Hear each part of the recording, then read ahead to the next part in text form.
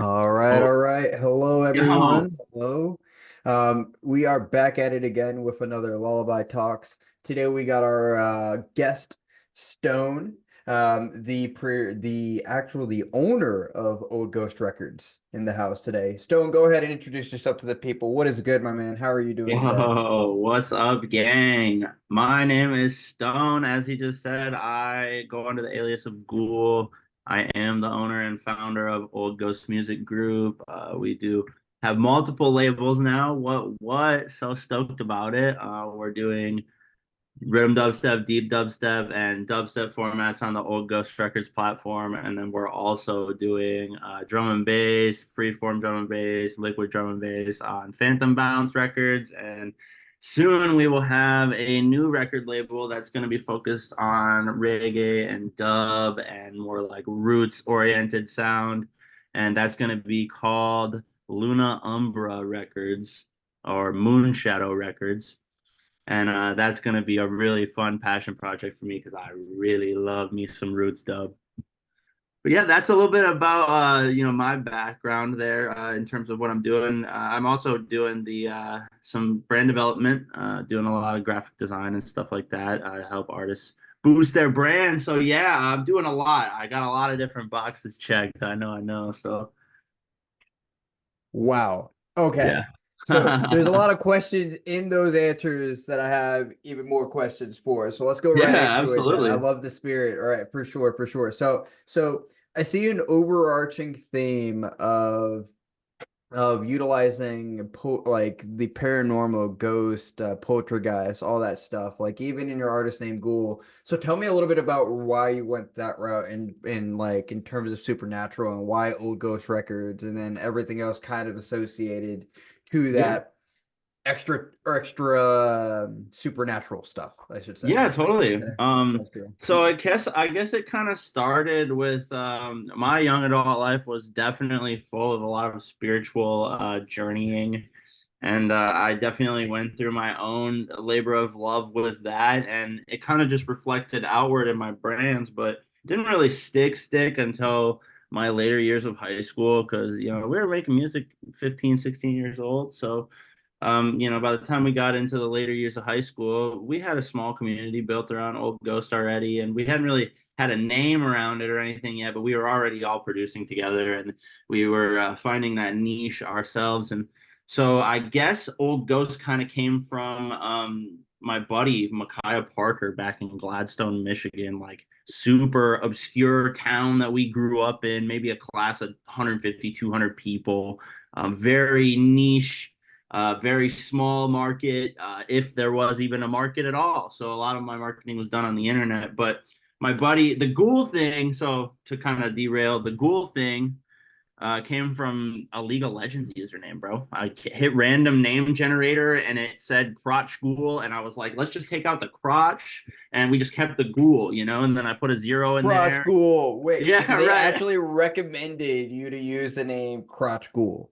Yeah, I mean, it would have stuck because it would have been an interesting gimmick, but I'm not trying to be everybody's crotch goblin, you know what I'm saying? So we're gonna stick with just ghoul. But yeah, it kind of reflected outwards. My buddy was like, you're like the old soul of the group, you're like the leader of the group. So, he was like, you're like the old ghost, you're like the old ghost, bro. And I was like, man, I really like that.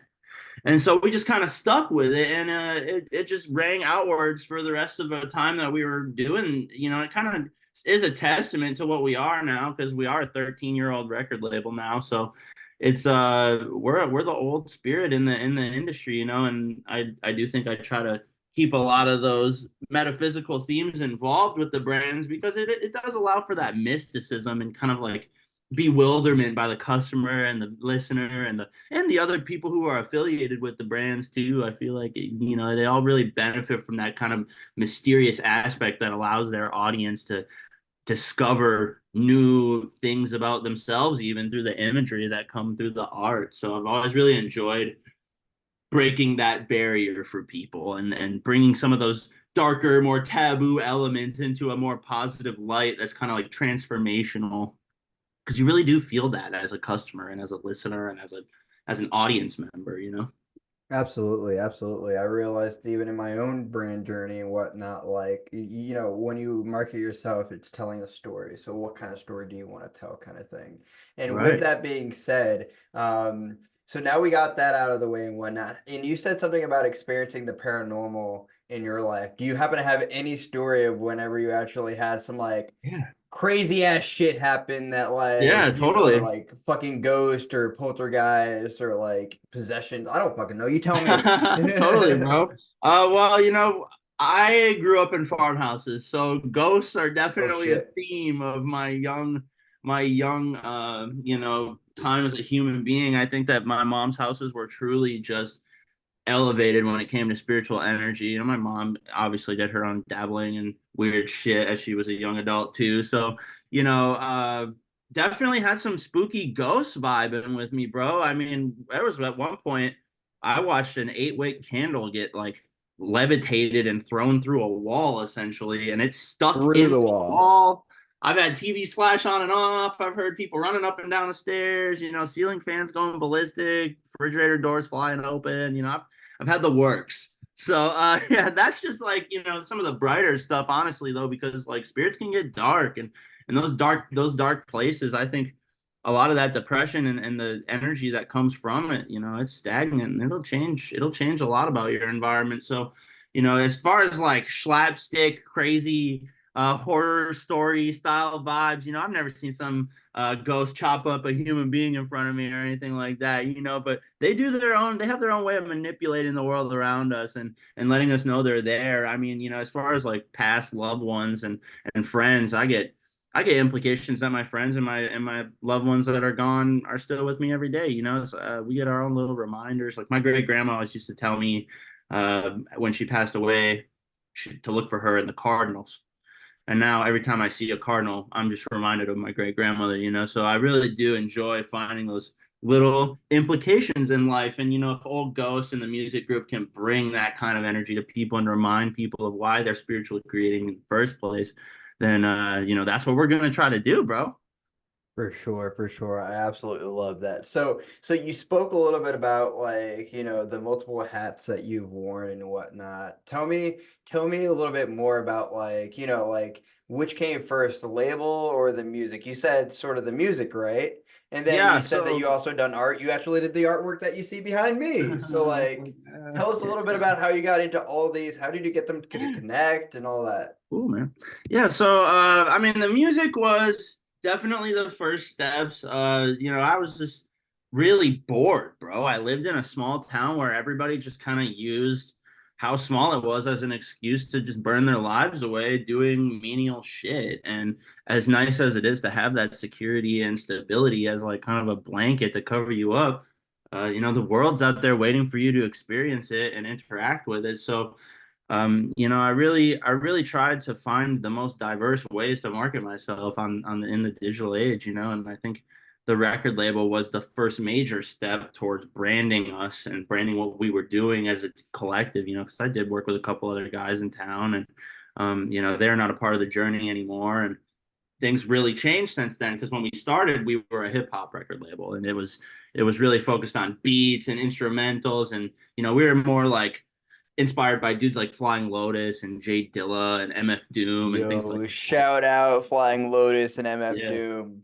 Like literally some of my favorites still to this day. So I mean, we were really inspired by that, still are, but things took a different direction. Yeah, as we aged, we found a lot more inclination towards like roots dub and dudes like Koki and Benga and Mala and all them cats, so it really inspired our journey in a different direction, and that kind of changed the artwork as well. So the label evolving into this amalgamation of everything branding and music has just been a testament to that journey. And we do use a lot of psychedelic imagery, and I think my journey as an artist is shaped because of all my interactions with every artist that I've worked with, and I've worked with dudes like who really were some OGs in the scene that I looked up to, and I just kind of put myself on the table and was like, "Yo, let me work with y'all," and they kindly took the offer and worked with some of my favorite cats like Monsters and Kaizoku and all these notable dubstep brands that still to this day are rocking it, and I'm super proud to be a part of that. And the label is just like evolved so much, man. 13 years of business is it's so hard to summarize when when you got to, but I really do think that my journey personally has mostly been about finding the greatest ways I can serve my peers and create a lasting change in my environment and my community, and trying to find ways to inspire that in other folks too, so that we can spend more time not focusing on the things that trouble us, like addiction or depression, and mental health is a huge part of my journey. Mental health is my journey. Summarized, I really think that music and art and the self-expression we find through all of it is that mental health journey, and expressing that to other people and allowing them to see a little bit of that world that you live in is so crucial. And that's why I love supporting artists. So just always inspired every day to support artists in every way possible, bro. That's really what has driven the mission.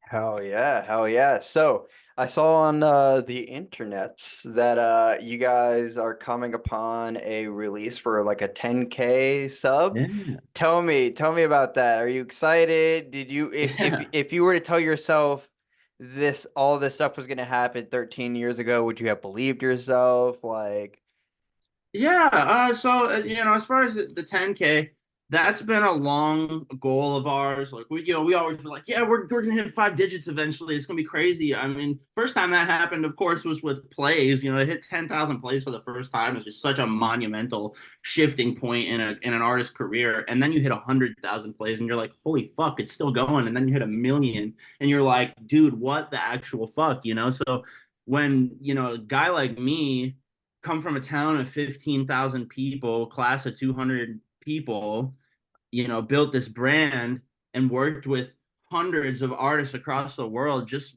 using social media as my asset, to reach over 2 million people. It's humbling for me, even, to sit back and be like, wow, this is something we've all achieved as a team. Like the 10K is another celebration release. We did a big release for 1 million plays. We had like 50 some people featured on it. This one's going to be a little bit more tight, a little bit more niche. I want to really focus on artists that I think should be getting heard, and artists that are getting heard that are part of our network, So really focusing on the people who've helped drive the brand forward through these last 13 years. And we have some huge news coming for next year that I can't really share right now, but we're all oh working damn. towards a big goal that involves an event. And we've talked about doing an old ghost music festival and things like that before, and things of that nature. We're just looking for the perfect venue to do that. So trying to get some more details in place. But the 10K really is a celebration of just us bringing everybody together, and them putting their best foot forward. And as far as the question of me believing that any of this would happen, yeah, no, there was no shot, bro.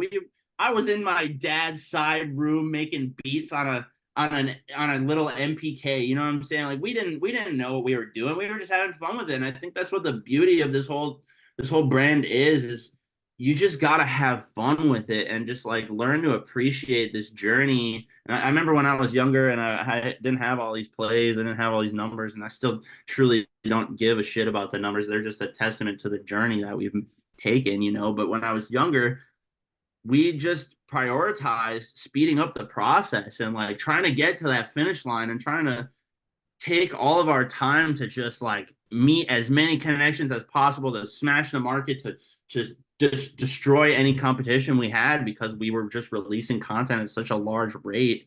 And if I could have told myself one thing when I was younger, it would be to slow down and enjoy the process, because it truly is a testament in itself, man. That journey that a young artist takes is so inspiring, because that spark is still there. And if you have that spark, if you're listening to this right now and you have that spark, hold on to that for real, because it can be stripped away from you in an instant by the wrong folks, by the wrong label, by the wrong whatever. You have to choose to keep that spark and stay involved in your own journey and your own dreams and your own mission. Because if you let other people define that mission or that journey, you're gonna be just like that dude sitting in that chair that could never believe that he would make it to where they want to be in life. You got to visualize that goal and go for it.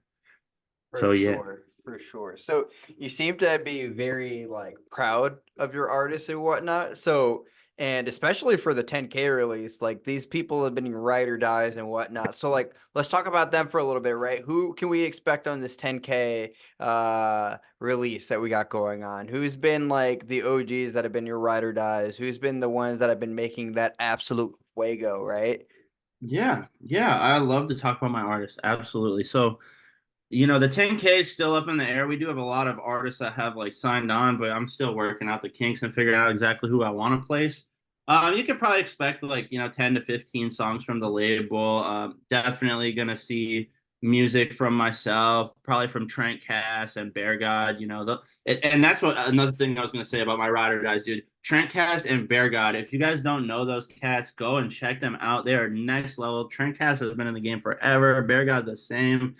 Bear God has really helped me be, the static force that I am, offering me insight, offering me friendship, and just being a genuinely contributive producer to the project. He's had tons of releases with us. Same with Forrest, same with Trentcast. Trentcast has just been our resident mastering agent. So he handles like any masters period. And that's why we be sounding the way we be sounding because he does a lot of that work. So really bless up to him. And he taught me how to produce, man. Like really taught me how to get that sound I was looking for because I was making boom bap hip hop before, dude. You got to find a way to transition.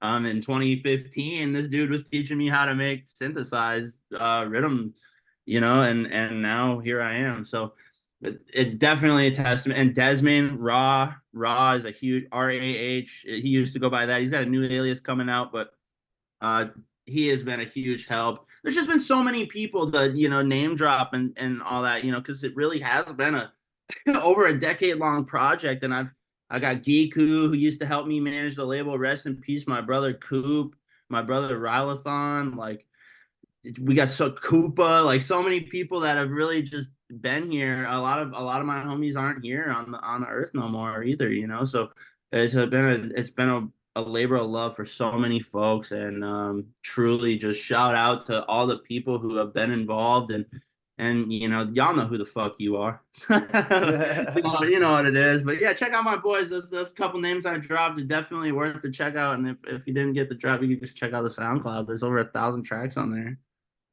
For sure, for sure.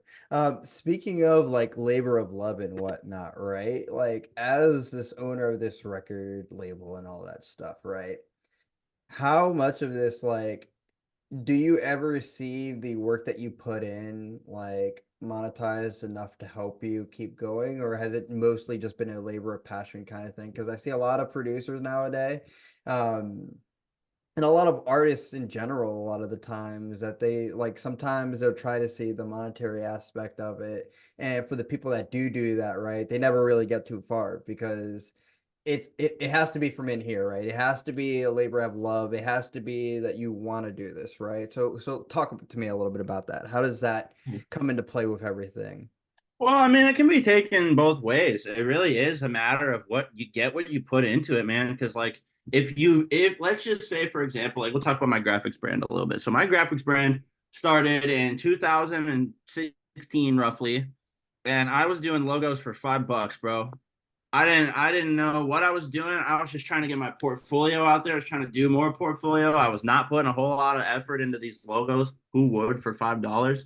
And I got what I put into it, man. I got, people who use the shit for 2 days and then they stopped using it, or people who didn't use it at all, and people who were kind of like, whoa, what is that? And so eventually, though, you hone that craft and you start putting in more, and you get more in return. I mean, I've hit record sales on the graphics brand for the last 2 weeks, and that's crazy because a lot of them are new clients and new people that are just trying the water out with me, seeing what I do and where I'm going with it, and they want to support it and they want something for themselves to support, and I think that's kind of what Old Ghost did. We just waited for people to relate to the content, and when they did, we networked with them, and we capitalized on those leads, and that's what got us here, man. And I think a lot of young artists and a lot of hungry artists are really eager to create the content. They're really eager to create the art. But when it comes to marketing,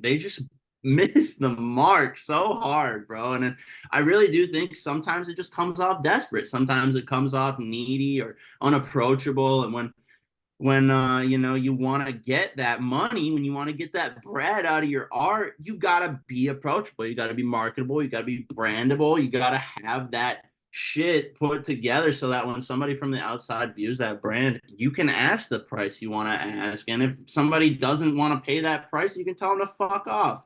You know, there's 1,000 ways that you can market yourself, and it's all about finding the confidence in your brand to do that for yourself, you know.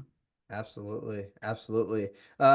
You touched on something that I want to like talk about a little bit more. What do you think about nowadays? Like, I don't like, and for me, and this is just speaking for me, I don't think it's enough just to be one thing anymore, just to wear one hat.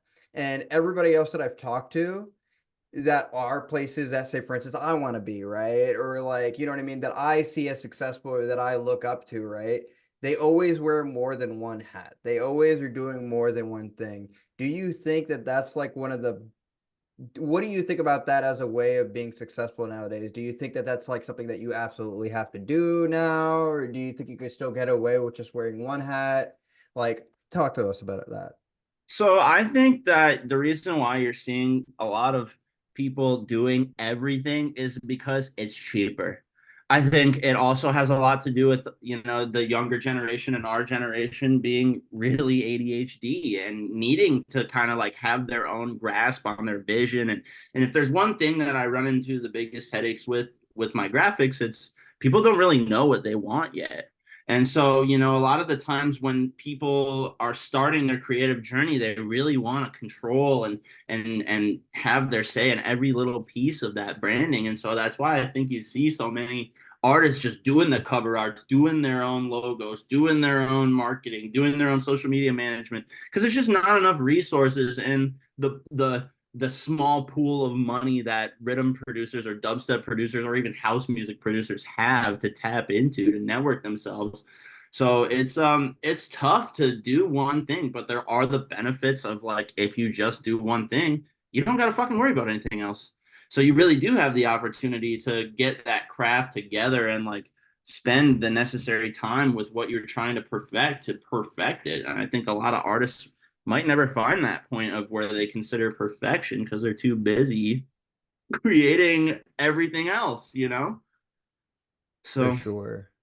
For sure. It's an interesting like little thing to think about, right? Like, you know, it's true. It does come down to a little bit about like money and whatnot because like most of the time we're all broke, bro. Like the yep, economy sucks, you know what I mean? Like if we're not doing anything with our music, our brand and whatnot, we're probably working our jobs kind of thing, right? And if we're yeah, not working our jobs, or doing music or spending time with our loved ones, which by the way, to anybody listening right now, make sure to just keep drawing, like draw out some time for the people that you love and care about kind of thing. Because it is so easy to get caught up in all of this shit and just absolutely forget everything around you and what even time is kind of thing, right?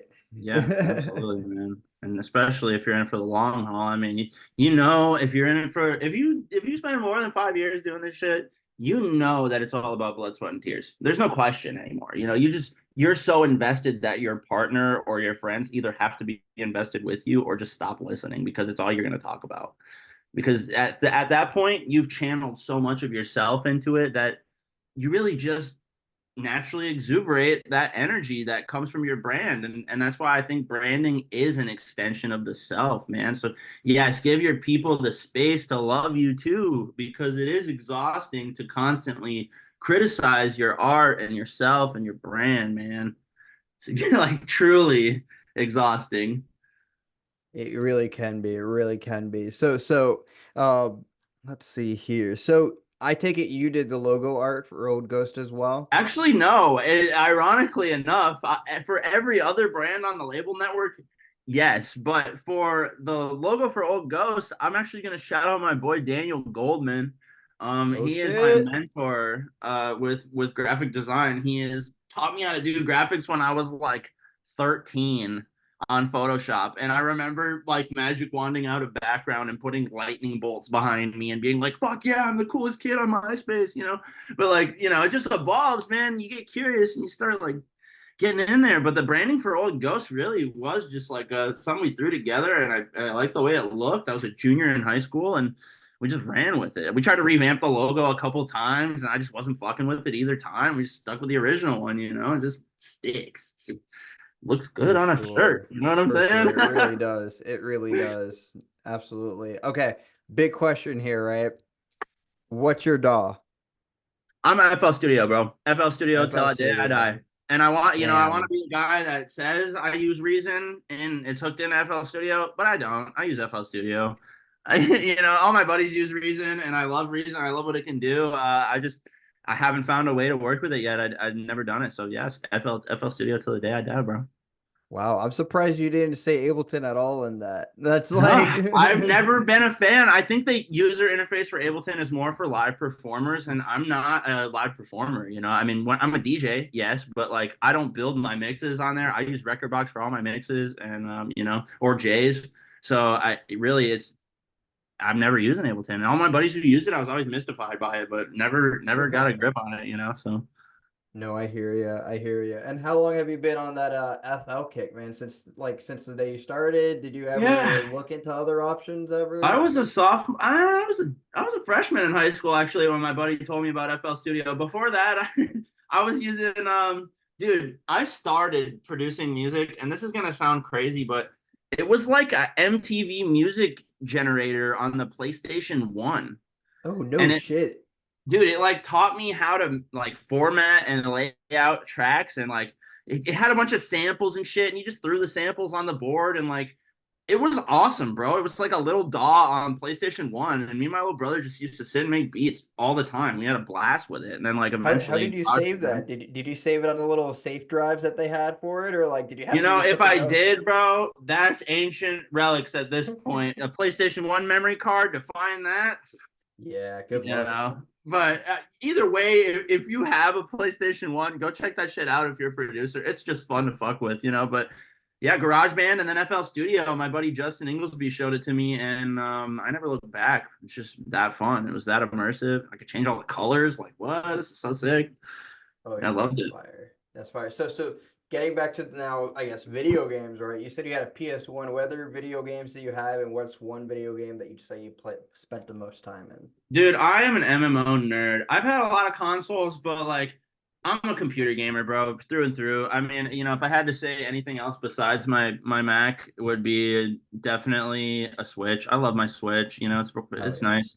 But I play a lot of World of Warcraft. I play a lot of RuneScape. I play a lot of Fallout 76. I like my RPGs. I like my storytelling games. I like my sandbox games. I used to play a lot of Minecraft growing up and a lot of like Terraria and shit like that. But nowadays it's really just a lot of MMO. I play World of Warcraft with my girlfriend. It's fucking awesome. Like what? I never thought I'd have a girlfriend I could play World of Warcraft with, and here we are. Hell yeah. So Hell yeah, dude. yeah, man. Any gamer's dream is to have a partner that plays video games with them. Bro, that part through and through, Same thing through and with through. anime, man. Like, I am so glad I got my fiance to watch One Piece with me. Like, sure, we bought a house. Sure, we've been together for 7 years, but you know she's committed when she's down to watch the entirety of One Piece with you. Bro, I just got my girlfriend to watch Evangelion all the way through. So Let's I'm up, go. so we're good, bro. We good. I'm just grateful, like I said, man, video games have pioneered my whole life. They've driven me forward in so many ways, and they've allowed me to kind of embrace that like adventure of exploring human psyche without having to like put myself in the danger of being everywhere all the time, and getting to experience unique things. So For love me sure, some for MMOs and sure. shit, man. All right, so we are at the 10-minute mark of Word. running out kind of thing. So we got less than 10 minutes left on here. So a couple of things that I personally like to do towards the end of the show is one, listen to some music, right? Two, get those last words in, and three, just hear about anything that's like up and coming. But before I do Yeah, any of totally. that, whenever it comes to video game music, because this is primarily a music thing, right? What has been like one iconic game, just one iconic game that you can say that, like, oh man, the music on there was absolutely fire? Oh, can I do two? I'll let two slide today. All right, all right. If I'm gonna put one as number one, bro. It's definitely Oblivion, dude. I know that game, the soundtrack of that game was so fucking good, man. It was just meditative and incredible. But number two, bro, the Fallout series. I fucking love me some big band swing music, man. So really either way, Bethesda knows how to shape an experience with their audio. I'm gonna say Hell that. yeah. I loved like I've never really played but one Fallout game, and I got rid of it pretty quickly because I found myself in a dungeon or of something. I was a level 5 and I just kept on getting murked and I had no way to get out of there. So I was just like, It all can be right, torture. save for me. This is Definitely brutal. torture. But now that I've watched the show, I'm like, okay, I kind of want to play again. Looks really fun. And like just hearing that swing music throughout that with the action scenes, man, that was just the chef's kiss right there It for just sure. works. It just It works, just right? works. Yeah, totally, totally. I'd say for me growing up, like with more of like adventure, cuter kind of things, like similar to like what you play, but a little bit, I guess, more kiddie. Um, um, what was I gonna say? Oh yeah, Sonic Battle Adventure 2 probably has to be my most iconic like That's a video great one game too, movie kind man. of thing for sure, for sure. But yeah, let's see here. I believe you sent me a link here of some music. So let's go ahead and look at that real quick to see what Totally. Old Ghost is all about. Let's see here. We got a whole playlist full of free releases, bro. A whole playlist, and Hell there's yeah. probably over 400 songs on there. So if anybody's looking for tracks to go and like play out or peep, we got tons of stuff for y'all to peep. Like I said, this thing is 13 years old. Go and peep the archives. We got literally a dubstep archive here. That's wild. All right. Yeah. Do you happen to have any preferences on which one I show? Like out of these You 400 can just tracks. show that. I feel like the Met Lad tune is a good expression of how we're kind of keeping things upbeat, and the new release is great too. Definitely go check the new release out, but definitely check out these free releases. This is where a lot of people find a lot of inspiration in this playlist for their mixes and everything too. So lots of unique artists to check out, and all across the world too, not just the United States. These guys are from Australia, so. Hell Big up Matt yeah. Ladd and Rampa, my boys. Hell yeah. All right. Can you hear this? Yeah, yeah, I can. Perfect. Perfect. I'm going to start it from the beginning and then we'll play this bad boy out.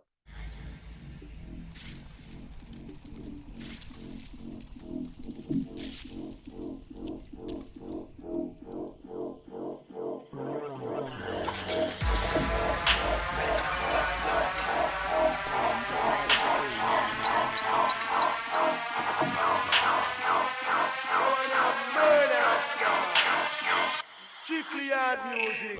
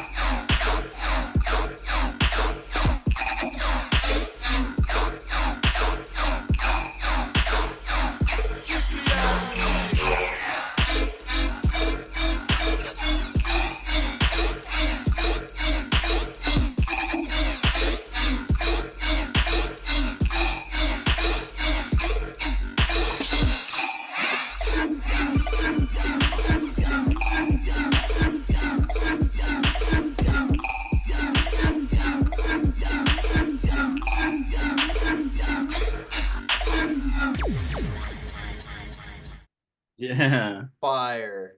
Yes, That sir. was It's that fire. rhythm That was flow. fun. That was Super fun. good. I love playing that one in sets. It's got a lot of energy. Hell yeah, hell yeah. Do you play it by itself or do you double, triple, quad? It depends on what I'm feeling. How's the crowd moving? You know what I'm saying? I love me a good quad. I love me a good triple. I'm not afraid of them either. Just put some shit together. Have Hell fun yeah. with it, man. Hell yeah. Okay. Hell yeah.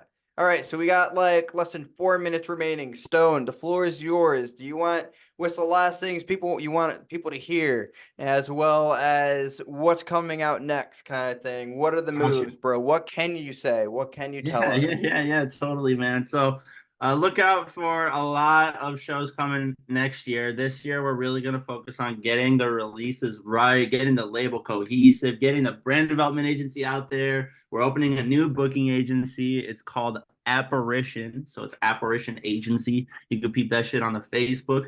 The brand development agency is called Thurgia Development. You can peep that shit on the Facebook.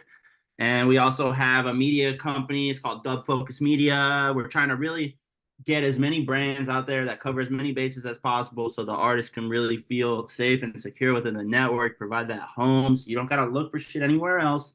Just come and hit up the gang. We'll get you right and we'll get you around a good group of folks who can help you expand your brand and network with people. And truly, I do want to say the people I have spent my time creating with, while as diverse as they may be, they are incredible artists, each and every one of them. Over 200, 300 different artists we've worked with and across the world. And our number one city in the entire world is Budapest. So big up to Budapest, big up to Chicago, big up to Denver, and all the original cities that have fucked with us really heavy. Grand Rapids, Charlotte, of course, really making our impact across the globe. And we really want you to come and be a part of it. So hit us up on the IG, on the Facebook, whatever it may be. The SoundCloud is where a lot of people are breaking that barrier. But really just hit us up. We're open to networking with whoever, even if you're outside our genre reach. Like we got you. We will support you, and we'll give you a home for at least a little bit.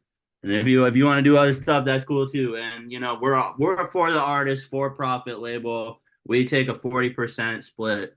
So we give a 60% split to literally all of our artists. And while it may not be the most money in the world, my buddy who signed with us early in his career, he bought his first car with the royalties that we got him off of Hell Spotify. yeah. He broke a million plays though. Not everybody does that. So True, true. big up to Andrew Void, Vegas 187, wherever the fuck you are, dude. We love you. And big up to all y'all who have played your part in our journey. We love y'all for real. And you too, big dog. We really love you. And I appreciate you personally as a homie. Really grateful for the opportunity to work with you and to do this interview. So thank you so much, man, for real. For sure, man. Hey, thanks for coming on. All right, guys. This has been another Lullaby Stories with your host, Lullaby, as well as your special guest of the day, Stone, aka gh0ul, aka Old Ghost Records. Thank you for coming by. Hope you guys have a great, wonderful rest of the day, night, morning. I don't know. I don't care. Hope you have a great one. Thanks for stopping by and love you guys all. Peace. All right.